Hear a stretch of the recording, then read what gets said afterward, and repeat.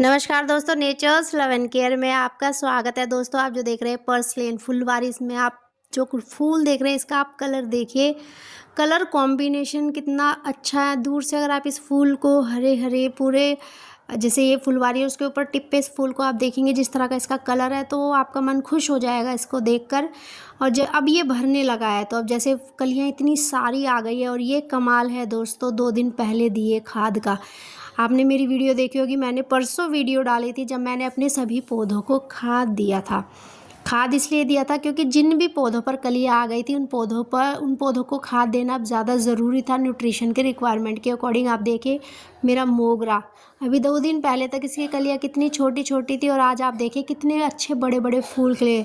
दोस्तों, ये सरप्राइजिंग नहीं है, ना ही कोई जादू है। ये सही वक्त पर अपने पौधे को फर्टिलाइज़र देना, ये उसका कमाल है। अगर आप सही समय पर अपने पौधे को फर्टिलाइज़ करते रहेंगे, डेड हेडिंग करते रहेंगे, टाइम टू टाइम जो वीड्स है पौधे में वो उखाड़ते रहेंगे, तो दोस्तों यकीन मानिए आपका पौधा पूरी साल, जो पूरी साल वाले पौधे होते हैं, पूरी साल आपको फूल देते रहेंगे। चाहे कितनी ही गर्मी है, चाहे कितनी ही सर्दी है, आपको बस ध्यान रखना है सर्दी में कौन सा फर्टिलाइज़र देना और गर्मी में कौन सा।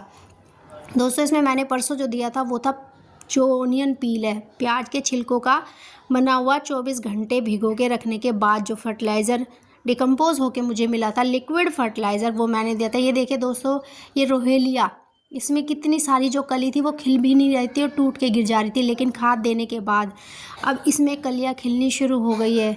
तो ये फ़र्क होता है टाइम से खाद देने का, टाइम से पौधे की केयर करने का, उसे किस समय पर क्या ज़रूरत है। अगर आपको ये पता चल गया तो आपका पौधा कभी फूलों से खाली नहीं रहेगा, फूल भी अच्छे बड़े बड़े आएंगे। तो इस तरह से आप अपने पौधों की केयर कर सकते हैं दोस्तों, स्पेशली जब बहुत सर्दी होती है जनवरी और दिसंबर, और जब बहुत गर्मी होती है जून और जुलाई। मेन होता है मई और जून, क्योंकि जुलाई में तो फिर बारिश शुरू हो जाती है तो ऑन एंड ऑफ शावर की वजह से पौधे ठीक रहते हैं। लेकिन मई एंड जून में जो टेम्परेचर हो वो इतना ज़्यादा होता है कि आपको पौधों को बचाना एक चैलेंज होता है आपके लिए। लेकिन अगर आप ऐसे समय में सिर्फ फर्टिलाइज़र और पानी का ध्यान अगर रखेंगे तो आपका पौधा बिल्कुल एज इट इज़ रहेगा, ग्रीन हरा भरा फूलों से लदा हुआ। जैसे कि आप बोगनविलिया भी मेरा देख रहे हैं, इस पर पत्ते कम और फूल ज़्यादा है। अब बोगनविलिया आप कोई भी पौधा देखेंगे उस पर पत्ते नहीं मिलेंगे आपको, कलियाँ और फूल दिखेंगे, क्योंकि ये वेदर ही इस तरह का है। एक्सट्रीम जिसे कहते हैं ना, एक्सट्रीम वेदर, ये वैसा वेदर है। इसीलिए दोस्तों मैं बार बार या तो कटिंग पर जोर देती हूँ या तो वेदर के अकॉर्डिंग फर्टिलाइज़र पर जोर देती हूँ। कोशिश कीजिएगा इस समय जो प्याज के छिलके, केले के छिलके हैं, इन्हीं का लिक्विड फर्टिलाइज़र बनाकर अपने पौधे को दीजिए। देखिए दोस्तों, मेरा अनार कितनी तेज़ी से नए लीव्स इसमें आ रहे हैं, नई टहनियाँ आ रही हैं।